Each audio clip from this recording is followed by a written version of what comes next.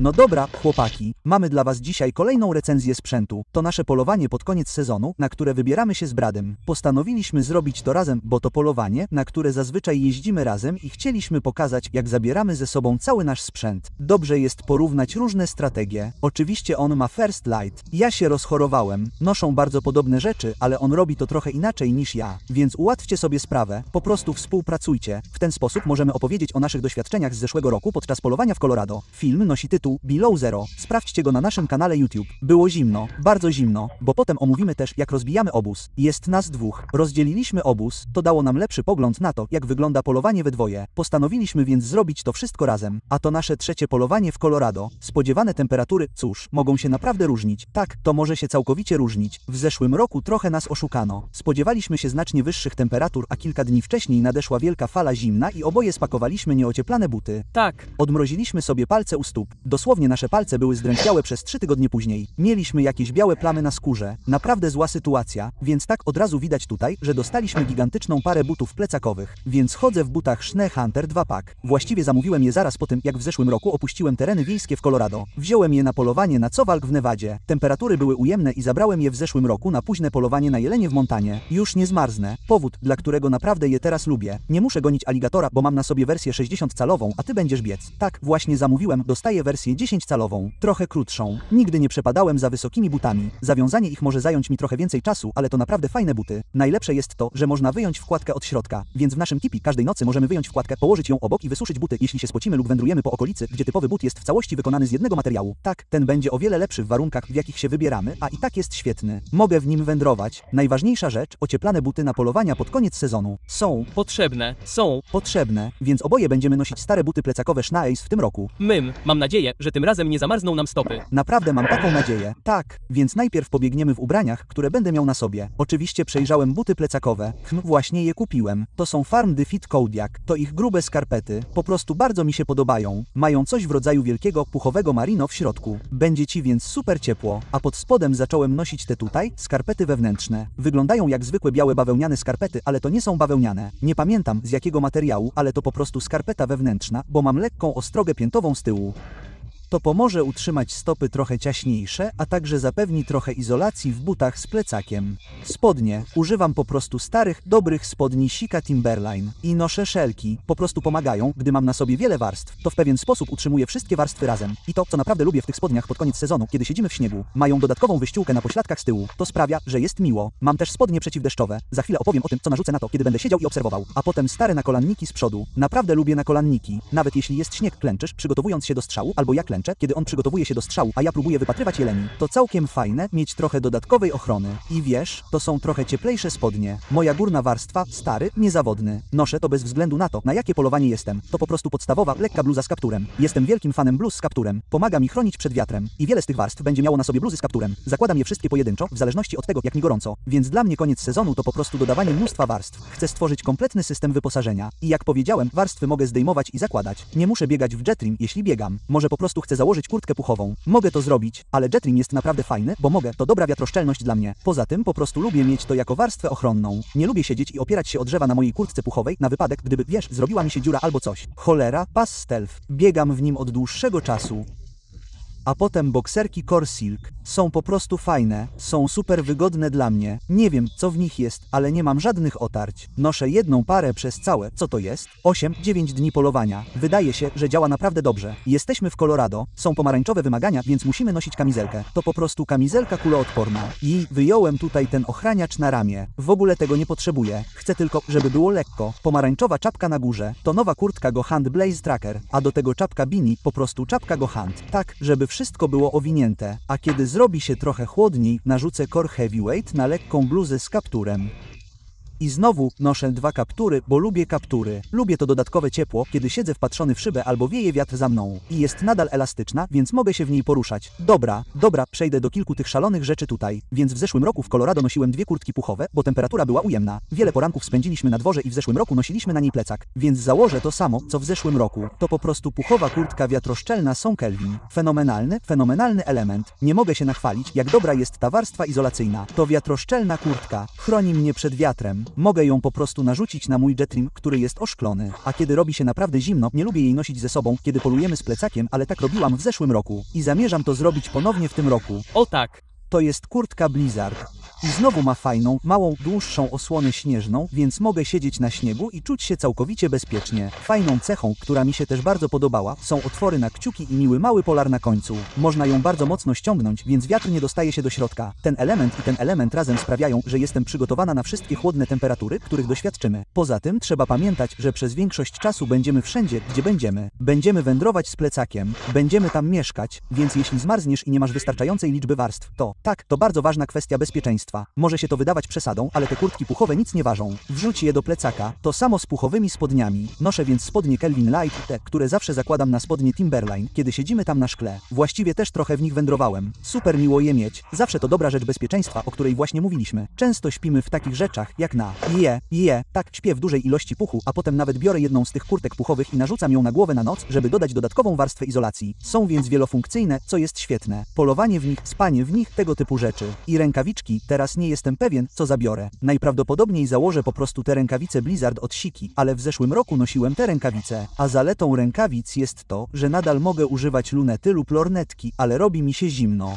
Często zwijam dłonie w kulkę, mają podszewkę, więc mogę ją wyjąć i wysuszyć. Ale zaletą rękawic jest to, że mają tę fajną skorupę, niesamowitą małą warstwę ochronną odporną na ścieranie, a potem mogę wyjąć ten mały kawałek i bum. Teraz mam naprawdę małe, lekkie, puchowe rękawice. Mogę ich więc łatwo używać do obserwacji z lunetą. Chyba po prostu założę te. Nie jestem pewien co do rękawic, ale to też inna sprawa. Jak z wieloma rzeczami, które zabieramy, jeśli czegoś nie weźmiemy, po prostu zostawimy to w ciężarówce. Nie wiemy jeszcze na pewno, czy to będzie polowanie z plecakiem, czy położymy papier toaletowy obok ciężarówki. Poza tym, zawsze będziemy sprawdzać pogodę, więc jeśli wiemy, że przez następne 3 dni będzie 70 stopni, to tak, to odpuszczamy. Oczywiście nie zabierzemy ze sobą 15 puchowych kurtek, ale... I po prostu na wędrówki, więc marznę podczas wędrówek. Mam tylko kurtkę przeciwwiatrową Gunner Windstopper. Zasadniczo, takie skórzane rękawice robocze. Naprawdę fajne na wieczór, kiedy zbieramy drewno. Trzeba połamać trochę drewna na tipi, więc je noszę. A potem, jak już wspomniałem, noszę spodnie przeciwdeszczowe, bo siedząc na śniegu, miło jest nie zmoknąć. I znowu noszę te paski, żeby moja warstwa, moje spodnie były ciasno naciągnięte. Więc tak, to mój system. Po prostu mnóstwo warstw jedna na drugiej, a warunki się zmieniają, po prostu wrzucam rzeczy do plecaka i noszę je ze sobą. To nic wielkiego, ale wolę być bezpieczny na tym polowaniu pod koniec sezonu i nie zmarznąć jak w zeszłym roku. Tak, więc przejdziemy do moich rzeczy. Moje pierwsze światło. Zaczniemy od mojej warstwy bazowej i tego, co będę nosić bezpośrednio na skórze. To jest Quartership Fuse.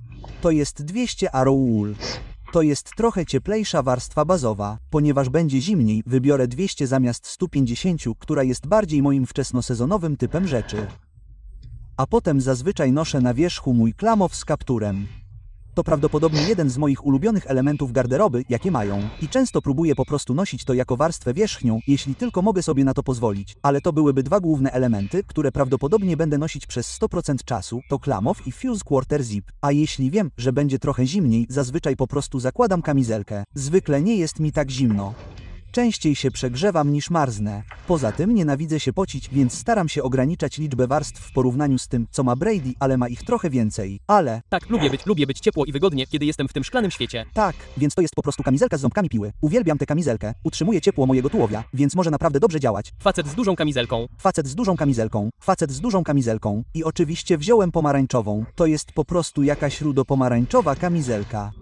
I oczywiście po prostu założę z nią pomarańczową czapkę. Potem wezmę moje długie kalesony. Nie wiem, czy nie będę ich nosić za często. Często noszę je po prostu do spania. To są spodnie z odpinanym zamkiem błyskawicznym. Co jest w nich naprawdę fajne, to to, że można je całkowicie odpiąć, więc nigdy nie muszę zdejmować butów. Mogę je po prostu całkowicie odpiąć, zdjąć. Prawdopodobnie najlepsze kalesony, jakie do tej pory znalazłem. Więc po prostu w nich chodzę. Szczerze mówiąc, to świetny element garderoby. Jak powiedziałeś, jak na poranne obserwacje zakładasz je, a zaraz po rozpoczęciu wędrówki możesz je od razu zdjąć. Tak, nie musisz się martwić o zdejmowanie butów. Naprawdę proste. Zajmuje to kilka sekund, a ponieważ to będzie oczywiście polowanie pod koniec sezonu, na te chłodniejsze polowania najpierw biegnę w spodniach Catalyst, takich jak Catalyst. Mają polar pod spodem, będą trochę grubsze, trochę trwalsze.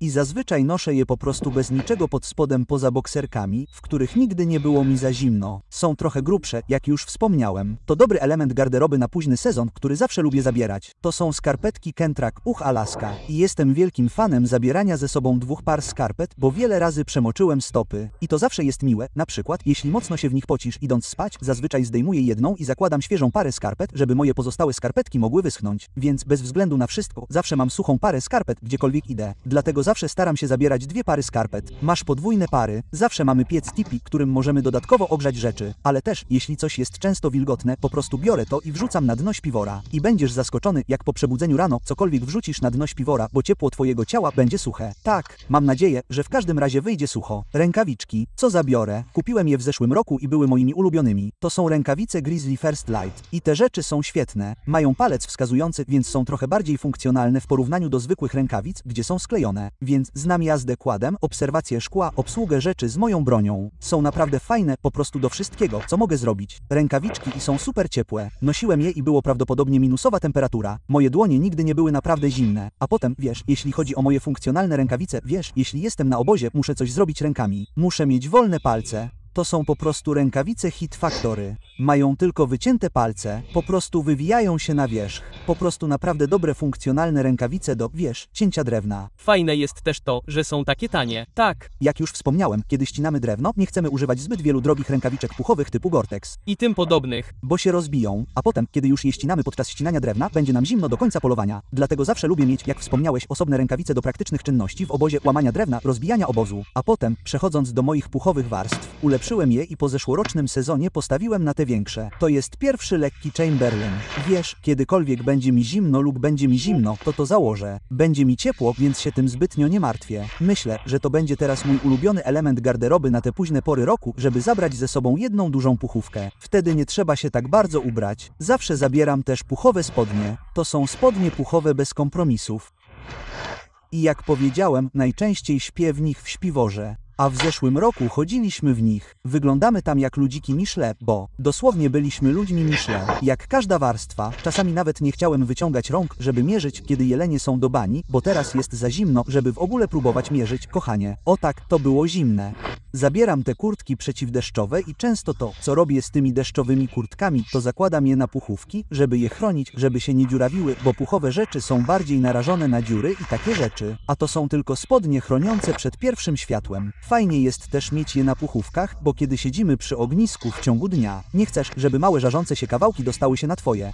To mi się często zdarzało. Te mają kilka dziur od żaru, ale wolałbym, żeby te miały dziury w Mojej puchowej kurtce, tak. Potem wezmę te do mojej kurtki przeciwdeszczowej, zdecydowałem się na tę grubszą. To jest kurtka przeciwdeszczowa Seek First Light. I powodem, dla którego ją robię, zamiast zabierać ze sobą kurtkę wierzchnią, jest to, że waży mniej więcej tyle samo, co kurtka wierzchnia. Poza tym jest wodoodporna, więc równie dobrze możesz pozbyć się kurtki wierzchniej, zabrać Seek, dzięki czemu będziesz bardziej wszechstronny. Poza tym będzie dobrą ochroną przed wiatrem. Więc za każdym razem, gdy noszę coś takiego jak klamow, fuse i kamizelkę i jest mi trochę zimno, potrzebuję małej wiatrówki, prawdopodobnie po prostu założę Seek. To też różnica między naszymi 2 warstwami. Ty robisz to, a ja tego unikam i po prostu noszę jak soft shell. Tak. Zdecydowałem się zrezygnować z soft shella, ponieważ uważam, że jest trochę bardziej wszechstronny. Może nie tak ciepłe, ale miałem Chamberlaina, więc jeśli zmarznę, to po prostu go założę. Powinno mnie rozgrzać. Tak, więc mam 10-calowe szni i trochę krótsze. Potem, skoro mam 10 cali, zwykle lubię bujać się w aligatorach. To są po prostu o Crocodile Gators.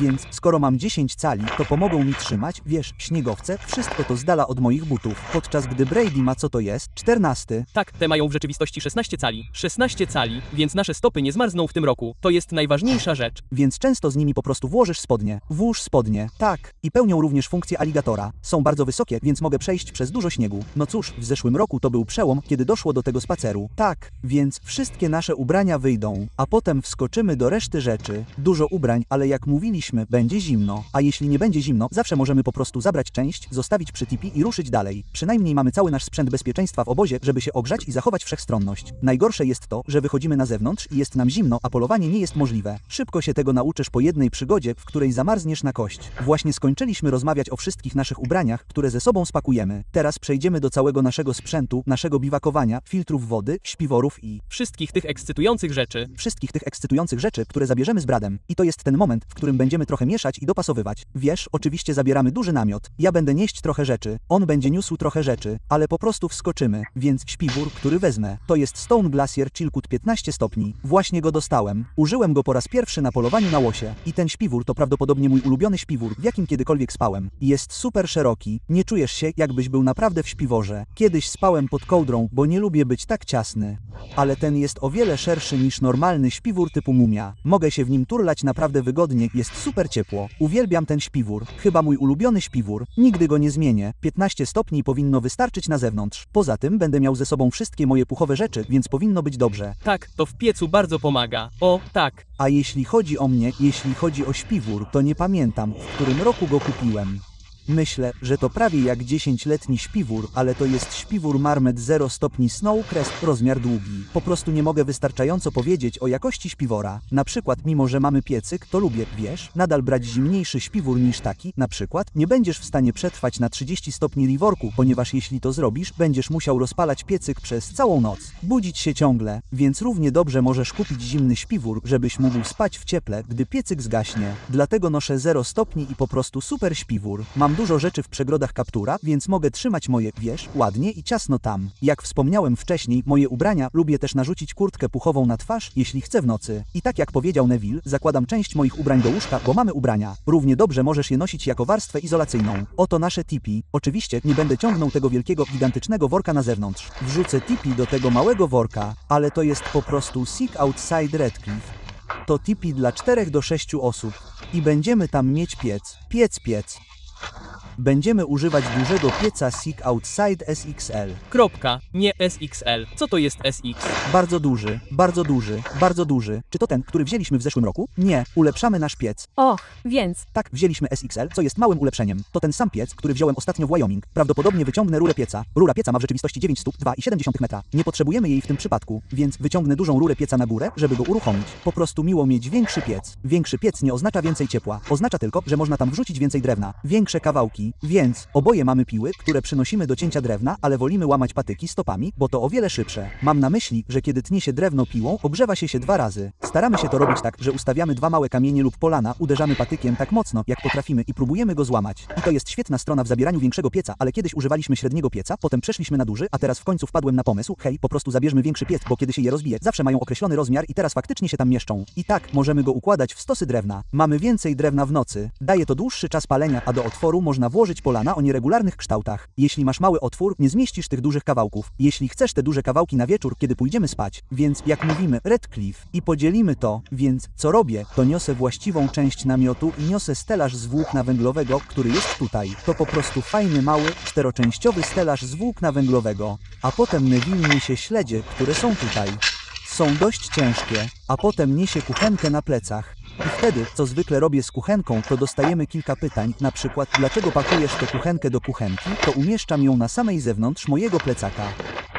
Ta rzecz, gdy jest całkowicie spakowana, paski krzyżowe przechodzą przez obręcz i po prostu noszę ją na samej zewnątrz mojego plecaka. Więc, tak, i dobrze jest też umieszczać ją na zewnątrz plecaków. Naprawdę nie chcesz zgnieść rury lub wygiąć całej reszty. Chcesz, żeby wszystko było w porządku. Właśnie dlatego dzielimy rzeczy, mogą trochę podzielić ciężar, co trochę ułatwia sprawę. I odkryliśmy, że przy 4 do 6 osobach, ponieważ na tym polowaniu będziemy mieli kamerzystę. Będzie nas więc 3 z całym naszym sprzętem, a 4 do 6 to najlepszy rozmiar dla 3 osób i całego sprzętu na koniec sezonu, żeby wszystko się tam zmieściło, a także piec i drewno. Tak, musisz też pamiętać o dużej ilości drewna. Dosłownie układamy drewno z boku pieca za piecem, po obu stronach. Robimy podkowę wokół niej, aby ułożyć duży, gigantyczny stos. Tak naprawdę chcesz, żeby drewno wyschło. Często nie możesz uzyskać możliwie najdokładniejszego efektu, więc rozpalasz ogień, układasz drewno obok, pozwalasz mu wyschnąć, dorzucając kolejne drewno. Poza tym zawsze rozkładam matę podłogową, żeby nie brudzić się błotem. Nigdy nie wiadomo, czy będziemy biwakować w miejscu, gdzie już leży śnieg, trzeba go odgarnąć, więc na początku może być trochę błotniście, dopóki wszystko nie wyschnie. Więc rozkładam ją pod śpiworem. Tak, bo to oczywiście otwarta podłoga, więc leży się bezpośrednio na ziemi. A jako podkład pod materac biorę Sky Air, po prostu Sky Air Ultprint. Zdarzało mi się, że moje maty podskakiwały, gdy leżało się bezpośrednio na ziemi, na patykach i kamieniach. Zawsze dobrze jest mieć podkładkę pod materacem, dlatego w tym roku przerzuciłem się na nią. Używałem jej w kilku klimatach. Miałem Firm Mest Neor i była świetna, ale ta jest trochę lżejsza od Neor i ma izolację.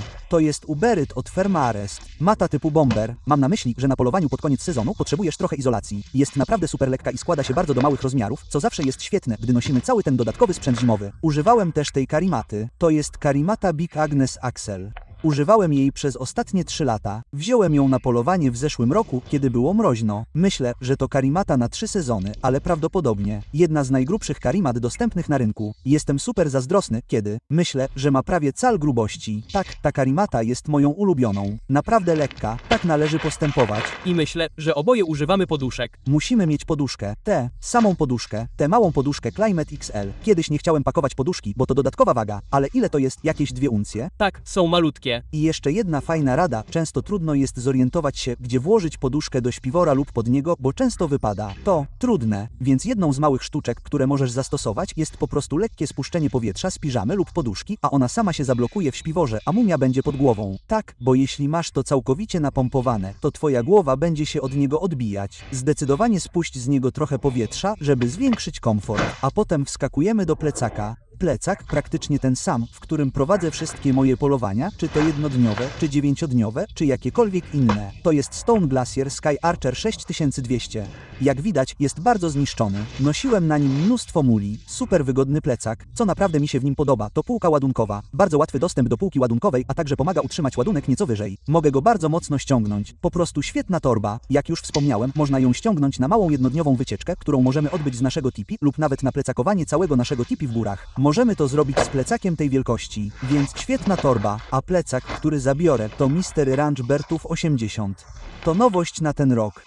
Mają zupełnie nowy pas biodrowy, który absolutnie uwielbiam. Jest naprawdę wygodny do dużych ciężarów. Wiesz, zazwyczaj na te późne polowania zabieramy o wiele więcej sprzętu. Dlatego lubię naprawdę wygodny pas biodrowy. O wiele więcej kieszeni niż w twoim oczywiście Stone Glacier. Zwykle chodzę tam i z powrotem między Stone Glacier a Mission Ranch. To też dobrze, kiedy biegamy z plecakami, po prostu lubię wiedzieć, jak działa twój plecak z wyprzedzeniem, zanim wyjdziemy. Nie ma nic gorszego niż nie wiedzieć, jak obsługiwać półkę ładunkową lub zapomnieć, gdzie trzymasz wszystkie swoje rzeczy, ponieważ masz za dużo zamków lub kieszeni. Więc zdecydowanie dobrze wszystko przetestuj, zanim wyruszysz na polowanie, zwłaszcza na wyprawę polową taką jak ta. A półki ładunkowe w obu tych torbach zajmują około 2 sekund, aby się do nich dostać. Tak, to najłatwiejsza część tego. Możesz tam wrzucić sprzęt, jeśli potrzebujesz, ale zazwyczaj tego nie robimy. Pakujemy cały nasz sprzęt do torby, ale potem wyjmując, gdy masz już w niej całe mięso, świetnie jest mieć dużo miejsca na cały wyjęty sprzęt, ponieważ będzie to ciężki ładunek. Okej, tak, teraz możemy wskoczyć do naszej optyki. A optyka jest trochę inna między nami dwoma, o czym będzie fajnie porozmawiać. Więc ja używam praktycznie tego samego plecaka Marsupio Binopac.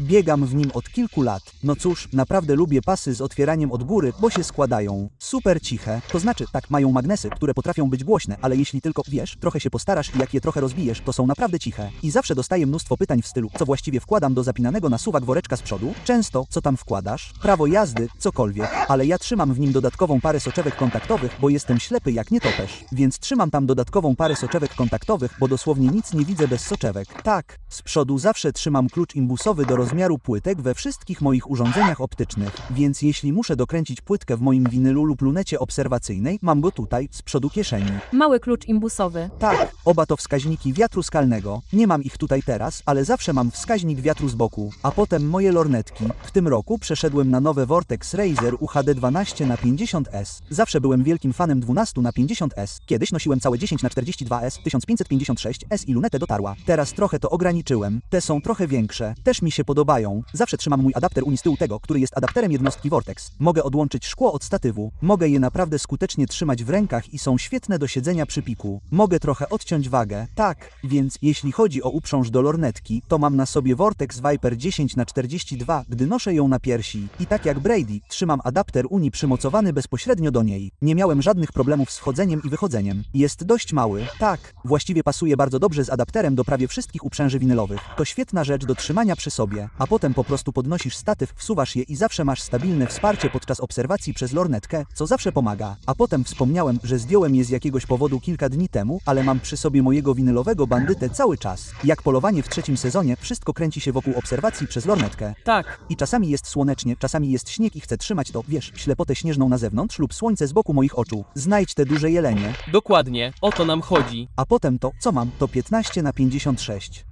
Może wezmę go do pakowania, może nie, w zależności od tego, jak się będę czuł. Ale zawsze dobrze jest mieć w ciężarówce parę 15 tek, bo te rzeczy widzą prawie wszystko i są naprawdę wygodne podczas obserwacji. To jak patrzenie przez lunetę obserwacyjną oboma oczami. Super wygodne, ale ciężkie. Ale zawsze lubię zabierać ze sobą 15 tki, bo widzą wszystko. Więc w tym roku obserwacja to Duży pies. duży pies. Długo czekałem, żeby ją kupić. Trochę trudno ją zdobyć. Nie mamy ich dużo w magazynie, ale w końcu kupiłem ją na starym Caisi Harpy 95. Jest gigantyczna, waży, myślę, że trochę około 5 funtów, ale biorąc pod uwagę to, co mogę dzięki niej zobaczyć, myślę, że naprawdę warto. A do filmowania też, wiesz, mocuję tutaj lunetę do telefonu. Mogę nagrywać fenomenalne filmy, mogę zebrać mnóstwo światła, obserwując obserwacje na bardzo duże odległości. I z tym dużym zoomem 70 na końcu 95, jakbyśmy znaleźli wystarczająco dużo jeleni. Zgadza się, kropka, w porządku, więc dla mojego obserwatora to jest Vortex Razer HD 27 na 60 na 85. I wtedy widzicie, mam tu skarpetę. Wziąłem ten mały trik od Traila. Jestem okropny z czapkami. Skończę je gubić albo ich nie założę. Więc po prostu wyciąłem skarpetę tam, gdzie się po prostu składa.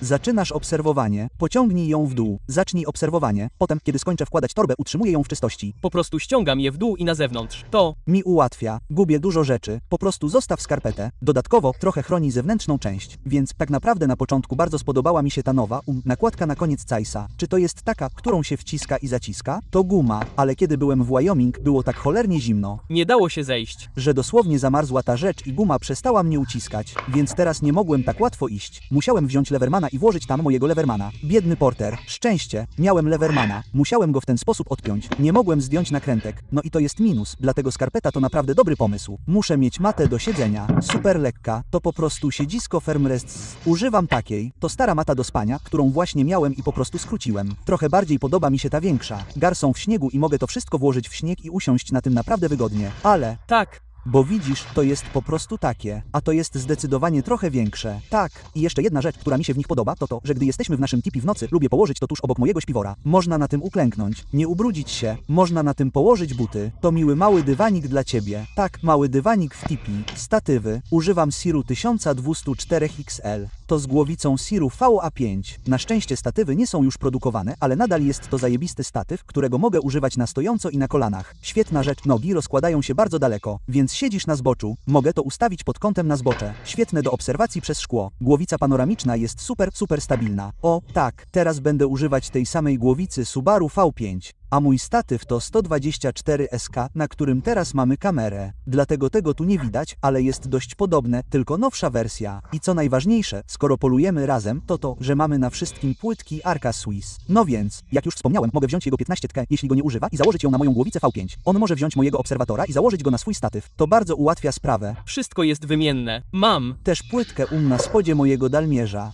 Mój dalmierz to po prostu Gunwex G7BR2. Ma tu wszystkie dane balistyczne dla mojego karabinu, a płytka na dole działa, więc on może ją tam założyć. Ponownie zasięg to jeden dolnik. Jest tam super stabilny. Płytki Arca Swiss dookoła. Brawo. Zapomniałem też wspomnieć o jednej rzeczy. W dziale z optyką noszę ze sobą mały przycisk spustu migawki Bluetooth od PhoneScope. Pomaga po prostu możliwość kliknięcia i nie musieć dotykać ekranu, a wideo trochę się trzęsie lub po prostu robić mnóstwo zdjęć. Mogę po prostu klikać lub przytrzymać. Będzie to tryb dużej serii. Działa przez Bluetooth i faktycznie mogę go też ładować Poseidonem, jeśli zajdzie taka potrzeba. Tak, chyba nie wspomniałem o PhoneScope. Oczywiście zawsze muszę mieć PhoneScope. Tak, oboje używamy iPhone'ów. Skakujmy do naczyń kuchennych.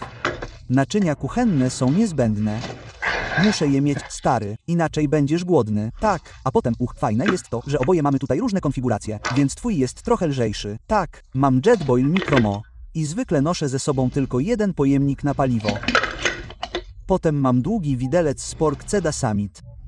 Tak, albo dokładnie ten sam widelec, który on ma. Fajnie. Super poręczny, zajadanie się, wiesz, liofilizowanym posiłkiem wieczorem. I jeszcze jedna rzecz, która jest naprawdę dobra, to mieszanie śniegu. Topimy go, żeby woda go trochę rozpuściła, żeby śnieg trochę stopniał. A do mojego pieca mam tylko piecyk wiatrowy MSR. Super, naprawdę mi się podoba, bo wszystko jest w pewnym sensie zamknięte. Mam wrażenie, że nie spalam tak dużo paliwa. I jak już wspomniałem, oba te elementy są naprawdę niezbędne, ponieważ na zewnątrz mamy włączony piecyk na drewno. Właściwie to dużo do nich dosypujemy śniegu. Stawiamy Stawiamy je po bokach pieca. Niech śnieg stopnieje. Weź śnieg do innej butelki. Wlej tam ciepłą wodę. Wstrząśnij wszystkim, żeby mieć wodę, bo pod koniec sezonu nie ma dużo bieżącej wody. Wszystko jest zamarznięte, więc trzeba zbierać śnieg. Mam nadzieję, że na to nie trafimy. Mam nadzieję, że znajdziemy jakieś rzeki. Tak. I tak jak w marynarce wojennej używaj jednego kanistra na paliwo przez cały tydzień. Przestaliśmy pić kawę rano. Tak, właściwie przestaliśmy pić kawę tylko dlatego, że jest taka zimna i wolimy po prostu spać i w ten sposób czerpać energię. Tak, więc ograniczyliśmy kawę, ale jeśli mielibyśmy ją pić, gotując ją prawdopodobnie 2 razy dziennie, to może być blisko. Tak, na pewno będzie blisko. Jeśli gotujemy wodę raz dziennie. I dlatego nie chcemy ich używać do topienia śniegu, bo spalilibyśmy dużo paliwa, próbując stopić śnieg. Tak, możemy teraz po prostu przejść do różnych rzeczy. Na przykład oboje używamy 2 latarek czołowych. Dostajemy mnóstwo pytań. Porter ciągle nas atakuje, mówiąc, po co nosicie 2 latarki czołowe? Mały Porter zobaczył to w zeszłym tygodniu, kiedy byliśmy w Wyoming. Jedna się rozładuje. Aha, miałem swoją łatowalną i używałem jej każdej nocy, bo zbieraliśmy drewno i takie tam. Właściwie się rozładowała, ale miałem zapasową. Nie mieli zapasowych i panikowali, że ich latarki czołowe się rozładują. Jesteśmy w Grizzly Country, pakujemy mojego jelenia i zapomnieliśmy wielu baterii. Więc jeszcze jedna rzecz to upewnić się, że wychodząc z obozu, zabierzesz ze sobą dodatkowe baterie AAA. Zabierz ze sobą akumulator do ciemnej energii. Nie zostawiaj go w obozie, tak jak my, i nie zostawiaj tylko 2 czołówek. Nigdy nie wiesz, że jedna się rozładuje. Zawsze lepiej mieć 2 czołówki. Światło jest zawsze ważne, gdy jest się w ciemności. A jeśli go nie masz i musisz uciekać się do telefonu, to marnujesz baterię w telefonie, której używam do wszystkich moich map. Więc wolę nosić 2 czołówki. Są dość lekkie. Mam Black Diamond Spot. A to tylko Prince & Tech. To starszy model. Używam Pel Reactic, a potem Pel Actic. I obie moje działają. Ta jest wyłącznie akumulatorowa, muszę więc użyć albo ciemnej energii, albo panelu słonecznego, a ten ma w sobie mały akumulator, ale jak się wyczerpie, wrzucę tam baterię AAA. Tak, oba działają na bateriach AAA. Zawsze biorę paczkę baterii AAA na wszelki wypadek. Wspomniałem też, że zawsze noszę przy sobie co najmniej jedną, a czasem 2, w zależności od tego, jak zimno może być lub jak długo będziemy na zewnątrz, ale trzymam kilka dodatkowych w ciężarówce. Ta ciemna energia oprócz ładowarek. A do ładowania lubię mieć przy sobie kieszonkowy zapas energii. To będzie tańsza opcja, kosztują około $40 i to wystarczy mi na cały tydzień ładowania telefonu. Potem, jak powiedziałem, mam dodatkową parę baterii AAA i trzymam przy sobie kabel do ładowania. Mam też kabel do ładowania mojego Garmina Enrich Mini. Tak, to, co mam tutaj, to tylko kabel do ładowania moich latarek czołowych i mojego Garmina Enrich Mini. Nie wiem, skąd mam ten kabel, ale podoba mi się. Super lekki, tak, super krótki, super wytrzymały. Może się zgubi, ale zobaczymy. Dokładnie. No, i tak, oboje używamy Garmina Enrich Mini. Jest świetny. Zawsze trzymam go przypiętego do uprzęży lornetki. Trzymam go blisko ciała, żebym był zawsze bezpieczny, gdyby stało się coś dziwnego. Świetny SMS do wszystkich i takie tam. I aktualizacje pogody też. Czy trzeba? Trochę doliczają za aktualizację pogody. Czasami płacę za wersję rozszerzoną, ale miło jest po prostu zapytać, hej, nadchodzi duża burza. Jaka będzie temperatura? Tak. To dobre do kontaktu, utrzymywania kontaktu z bliskimi, rodziną i tak dalej. Mogę SMS-ować wszędzie z tym urządzeniem, więc zdecydowanie polecam zakup takiego narzędzia. Tak, filtracja wody, wskakuj do tego, więc po prostu Platypus 3L Zip. To lubię zabierać. Cóż, zawsze mam wentylator 3-litrowy. Wolę nosić więcej wody niż jej nie mieć. Poza tym nie muszę jej tak bardzo napełniać. Dlatego zawsze biorę ten duży. To jest zmiana, którą wprowadziłem również w tym roku. Nie mam tu bukłaka. Zapomniałem go z domu. Ale mam też nowy UCH 3L Big Zip, a twój ma rozłącznik. Tak, mój ma szybki rozłącznik, który bardzo lubię, więc mój rozłącznik jest na górze, więc mogę go łatwo zostawić w plecaku i po prostu odłączyć. I lubimy też dużą pokrywę, bo w razie potrzeby można tam wrzucić trochę śniegu, bo niektóre starsze modele miały mały otwór na górze i było to uciążliwe. Tak, bo często robiłem to nawet w Wyoming. Padał na nas śnieg. Nie mieliśmy wody. Właśnie napakowałem trochę śniegu do bukłaka, a potem zawsze zabieram ze sobą krople Aquamirror. Pro Aquamar, część A, część B. Naprawdę proste. 7 kropli część A, 7 kropli część B, odczekaj 5 minut, odczekaj kolejne 5-10 minut, jeśli woda jest naprawdę zimna. Nie miałem z tym żadnych problemów, żadnych chorób, żadnych dolegliwości.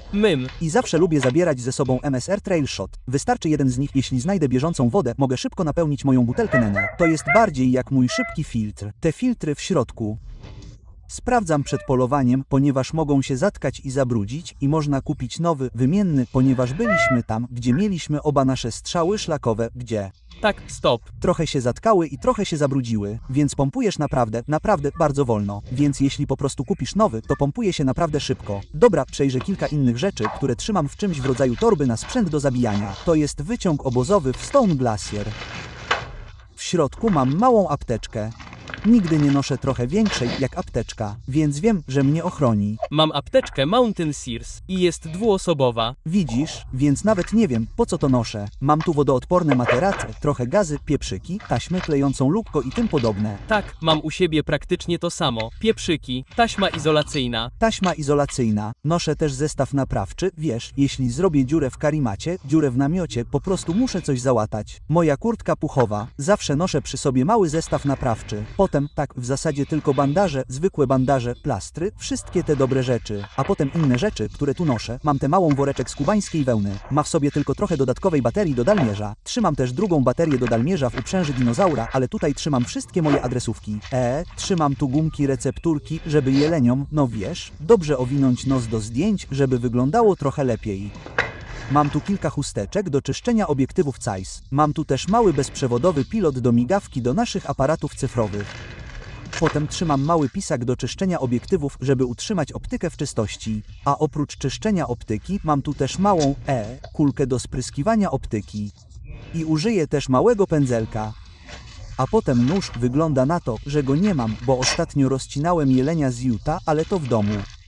To tylko pustułka. Ten nowy górski skalpel z wymiennymi ostrzami 6A.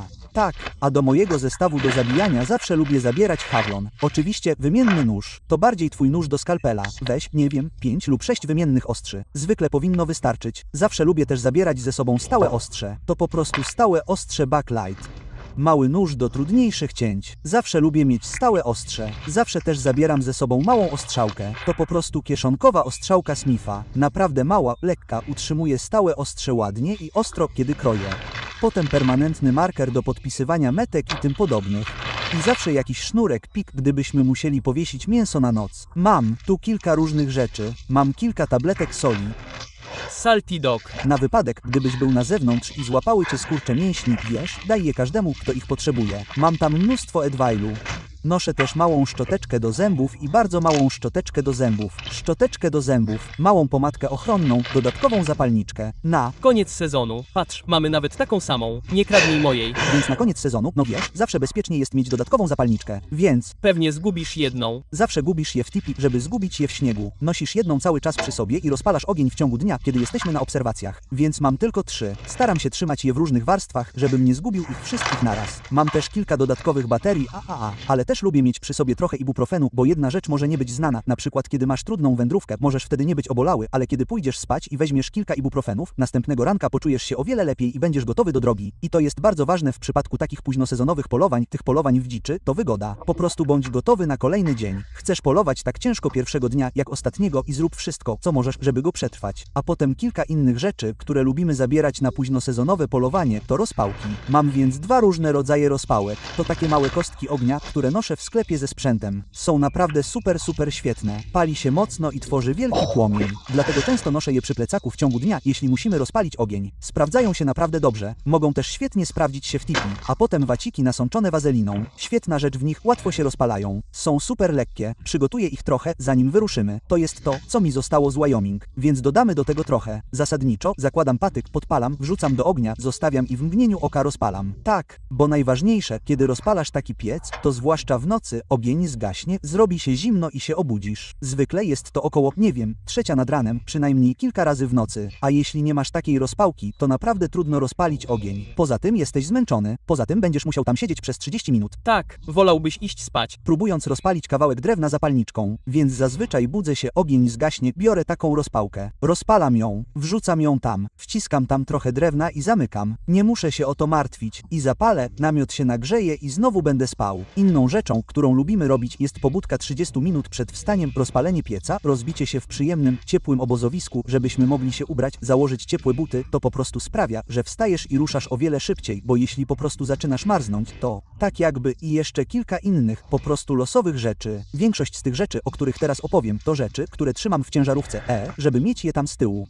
Trzymam trochę dodatkowych pekordów, to jest 550 pekordów. Nic, co chciałbym ze sobą spakować, ale Neville ma trochę pekordów, więc musimy to zrobić w warsztacie naprawczy ostrzegawczym w terenie, możemy to zrobić. A jeśli biwakujemy w pobliżu ciężarówki, mam przy sobie siekierę, żeby wbijać paliki. Ścinam trochę drewna, skoro jesteśmy przy ciężarówce. Możemy po prostu ściąć tonę drewna. No więc siekiera jest do tego całkiem przydatna. I nigdy nie wiadomo, może się przydać, żeby obić, wiesz, swoje śnieżne podnóżki albo ciężarówkę, jeśli zamarzną, próbując je założyć. Nigdy nie wiadomo, do czego może się przydać. Całkiem niezły młotek. Tak, a potem pakuję też piłę Wyoming do ciężarówki. To nie idzie ze mną, bo oboje mamy piły ręczne do cięcia drewna. Te zapakujemy ze sobą, ale to jest po prostu dobre, kiedy upolujemy jelenia i zawieziemy go z powrotem do ciężarówki. Od czasu wprowadzenia nowych przepisów dotyczących przewlekłej wyniszczającej choroby w Nevadzie nie możemy przynieść czaszki bez wycięcia mózgu, oczu, kręgosłupa i tego typu rzeczy, więc założymy tym czapki wszystkim naszym jeleniom. Działa naprawdę, naprawdę dobrze. A potem mam małe, zaufane radio pogodowe. Przydaje się mniej więcej 8 dnia, kiedy się naprawdę nudzisz. Tak, więc to da nam trochę muzyki. Często tego nie pakuję, ale jest super lekkie, więc mogę je zabrać ze sobą. Ma specjalny kanał pogodowy NOAA, więc można usłyszeć prognozę pogody, nawet jeśli jest poza zasięgiem. Czasami jest to trudne, ponieważ dostarcza tylko trochę danych, dzięki którym mogę ich słuchać. Możemy go odtwarzać w kółko i słuchać wielu stacji M. Nie odbieramy wielu stacji FM na odludziu, ale można posłuchać kilku stacji M. Mamy też podstawowe zasady bezpieczeństwa, o których zrobimy film i artykuł. Wiecie, zabierzcie łańcuchy do ciężarówek, kable rozruchowe, ładowarkę akumulatora. Tak, prawdziwy akumulator, bo nigdy nie wiadomo, kiedy akumulator kłada się rozładuje. Możemy nie mieć innego kłada, żeby go uruchomić. Kable rozruchowe, duży akumulator, łopaty do odśnieżania, jak już wspomniałem, po prostu mnóstwo dodatkowego sprzętu, o którym możesz nie pomyśleć, a który będzie potrzebny na polowaniu pod koniec sezonu. Jak w zeszłym roku używaliśmy łopaty do odśnieżania. O, tak. Dużo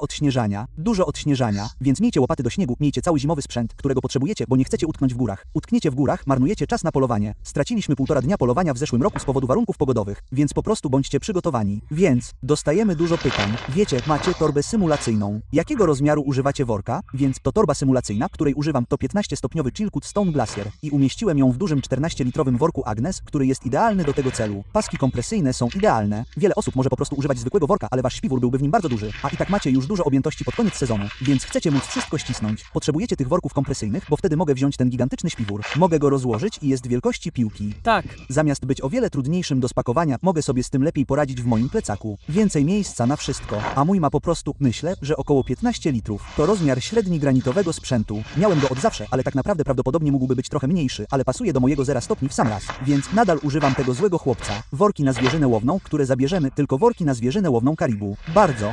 Zwykle biorę 4. Zabieram 2 duże i 2 małe.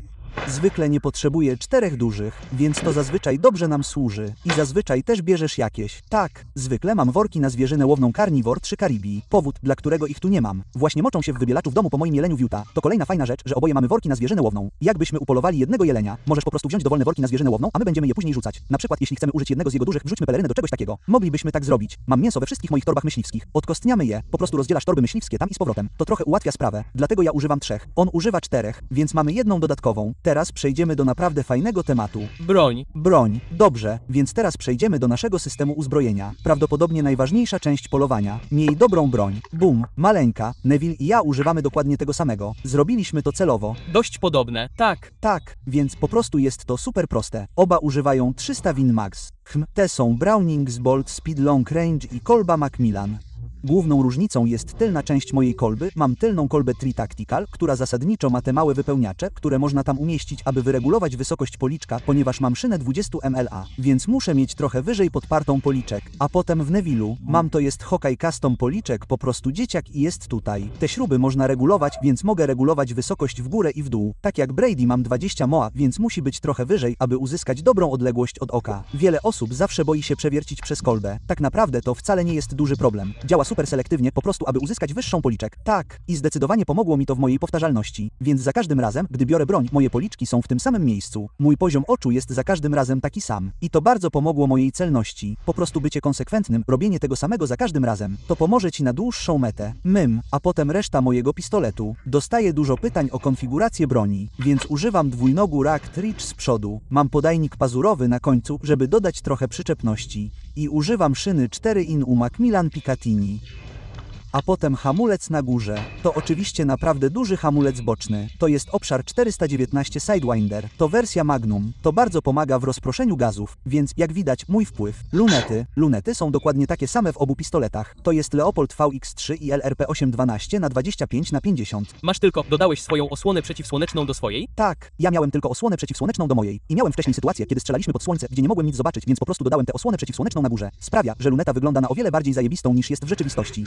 Po prostu dłuższą osłonę przeciwsłoneczną z przodu. No i mam tam nakrętkę Leopolda. Potem obaj ustawiamy poziom na naszych lunetach tylko do tych dalszych strzałów. Trzeba się upewnić, że jesteście wypoziomowani, a nie przez nic. Tak, poziomowanie to konieczność posiadania poziomicy na lunecie. Nie strzelam bez niej. Nawet w broni ładowanej odprzodowo poziomuję ją, więc nie mam hamulca ani niczego takiego. Używam tylko standardowego hamulca, który jest w zestawie z karabinem Browning. Mój dwójnóg to Hatch Out West. Kupiłem go w zeszłym roku i uwielbiam go. Jest super wszechstronny. Może sięgać naprawdę daleko, wystarczy kilka kliknięć. Więc mogę go schować, jeśli strzelam z kolana. A jest jeszcze jedna funkcja, która mi się podoba, więc teraz wygląda to tak. I jeśli chcę strzelać w pozycji leżącej, muszę po prostu pociągnąć to, poluzować to, pociągnąć ten klips, a wtedy te elementy się rozszerzają. I teraz mogę strzelać w pozycji leżącej. I może być super stabilny, dużo niższy niż ja. Jest naprawdę szeroki, niski, super stabilny. To działa naprawdę dobrze w sytuacjach, w których się znajdujemy, ponieważ polujemy na dużo szałwi, więc może faktycznie urosnąć dużo wyżej, dużo łatwiej. Więc jeśli muszę urosnąć wyżej, będę musiał strzelać z plecaka lub czegoś takiego. Ale to świetny system. On po prostu się podnosi i leci prosto w górę. Więc to, co robię, to 100 precyzyjnych 200-granowych. Próbowałem innych ziarnistości i wydaje się, że ten 300 lubi 200-granowe pociski. Po prostu dobre, zwarte grupy, więc na razie trzymam 200-granowe, a potem strzelam z ręcznego naboju. Więc używam normalnych łusek 215 Hybrid Burger. Myślę, że mają około 76,7 grana. Spłonki Federal Match z tyłu. Testowałem je całe lato, na długich dystansach. Strzelam fenomenalnie, więc będę ich dalej używał. A jedyną wadą jest to, że ładuję je ręcznie i mam naboje osadzone 15 000 od ziemi, więc muszę ładować karabin pojedynczo. Więc z boku broni nie mogę wrzucić żadnego naboju do magazynka, bo jest za długi. Muszę więc mieć z boku dwunabojowy ładownik na amunicję. To po prostu rzep na broni. Super bezpieczne. Wielu facetów pyta o, czy to odpada? Trzyma się tam. Muszę go mocno pociągnąć, żeby go stamtąd zdjąć, więc po prostu trzymam 2 naboje z boku. Włożę tam jeden, mam więc zapasowy nabój, jeśli będzie trzeba. I... Tak, to ci go wyrzuci. Tak, dokładnie. I mam po prostu ten stary ładownik na 10 nabojów. Zawsze noszę przy sobie 10 naboi, kiedy poluję i trzymam to w kieszeni. A potem obaj używamy tylnej podpórki Rackridge. Trzymam to w kieszeni, kłaniam się do strzału, mam wystarczająco dużo czasu, przygotuję to, a tylna podpórka robi dużą różnicę. Robi ogromną różnicę. Zawsze masz wrażenie, że nie masz wystarczająco dużo czasu, żeby ją ustawić. Możesz po prostu użyć ręki, ale tak naprawdę masz dużo czasu, kiedy oddajesz niektóre z tych strzałów, żeby się ustawić, poczuć komfortowo. To sprawi, że twoja pewność siebie znacznie wzrośnie, a strzał będzie naprawdę czysty i etyczny. O tak, dużo bardziej stabilny, zwłaszcza na tych większych dystansach. Więc mój jest dokładnie taki sam, jak jego. Po prostu pomalowałem mój sprayem na pomarańczowo, żeby go nie zgubić. Po prostu zajęło mi to trochę czasu, rozebrałem cały mój sprzęt, pomalowałem sprayem. Brady jest mądrzejszy ode mnie. A do zbierania danych zawsze noszę ze sobą Kestrel UH 5700 Elite. Ma wszystkie moje dane balistyczne. Mogę zbierać dane pogodowe. Mogę, wiesz, strzelać na strzelnicy. Bum, wbijam. Powiedzmy, że mój dalmierz się zepsuł i potrzebował dalmierza przez łabędzia na mojej mapie dopingowej. Nadal mogę go używać jako kopii zapasowej. Zawsze go pakuję. A do mojego dalmierza używam po prostu Gunwex G7BR2. Znowu ma tu wszystkie moje dane balistyczne. Wszystko jest sprawdzone na strzelnicy, a potem sprawdzone w górach. Zawsze lubię jechać w górę, tak jak zrobiliśmy to z Montany. Po prostu jechaliśmy, zatrzymaliśmy się na wysokości, strzelaliśmy, żeby upewnić się, że wszystko jest w porządku. I to też jest świetne. Na dole mam płytkę Arca Swiss, więc mogę zamontować to na statywie, jeśli chcę być super stabilny i uzyskać dokładny oddech. Freddy wychodzi jak snajper morski, kiedy tam idziemy. Tak, mam dużo zabawek. Mam tylko starego Loopholda RX 1600i. Mam tryb karabinu TBR. Działa dobrze dla mnie, a na wszelki wypadek mam tam dużego psa Bradiego, więc i tak jesteśmy przygotowani na wszystkie strzelania. I masz wszystkie swoje moa przyklejone taśmą do boku broni. Wiem. Więc robię moją tabelę MOA tutaj, co jest proste. Po prostu spójrz i tam jest. Wciskam kliki i strzelam, a potem obaj używamy osłon na broń. Więc na początku sezonu polowań po prostu zaklejam taśmą koniec lufy. To też działa bardzo dobrze. Można strzelać z taśmą, ale na polowania pod koniec sezonu tak naprawdę chcę pełnego ukrycia mojej broni. Chcę, żeby ta osłona na broń chroniła koniec lufy, lunetę, zamek. Nie chcę, żeby dostał się tam śnieg. Zwłaszcza wnoszenie broni do tipi i wyjmowanie jej z tipi. No wiesz, po prostu upewnij się, że broń jest w pełni zabezpieczona i ukryta. Tak, mam też lunetę Gunslinger. Jeśli zdecyduję się nie używać Guns Slicer i po prostu zakleję lufę taśmą, to po prostu nałożę to na wierzch, żeby luneta była czysta i chroniona. Chyba zapomniałem ci jeszcze o jednej rzeczy, mam w Browningu dodatkowy spust. Mam więc spust Timiego i mój jest ustawiony na jakieś 1,5 funta. Działa dla mnie naprawdę dobrze. Bum, bum. Te strzelby to niezłe strzelby, muszę ci powiedzieć. Tak, to mniej więcej cały sprzęt, który zabierzemy ze sobą na nasze polowanie w Colorado w 3. sezonie na początku listopada. Mam nadzieję, że nie trafimy na tak złą pogodę jak w zeszłym roku, ale... Kurczę, było zimno. Jeszcze kilka dużych jeleni. Tego właśnie szukamy. Dobrej zabawy. Tak, to będzie połączenie trzymania się obok ciężarówki, polowania z plecakiem. Będziemy mieli cały sprzęt w ciężarówce, po prostu wiesz, polować tam, gdzie są jelenie. Po prostu nie chcemy być ograniczeni do jednego centralnego obozu bazowego. Chcemy móc się dużo przemieszczać i pozostać mobilnymi, gdy wszystkie jelenie są w pobliżu. Jak zawsze, jeśli macie jakieś uwagi na temat naszego sprzętu, zostawcie je w sekcji komentarzy poniżej. Po prostu subskrybujcie, pomóżcie nam tworzyć więcej takich treści i tak, powodzenia na polowaniach pod koniec sezonu. Mamy nadzieję, że pomogliśmy, daliśmy wam lepsze pojęcie o tym, co przynosimy i może będziecie mogli skorzystać z naszych wskazówek lub dać nam jakieś wskazówki, cokolwiek. Dzięki za oglądanie.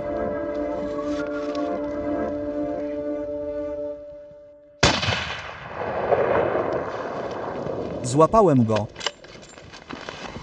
O mój Boże.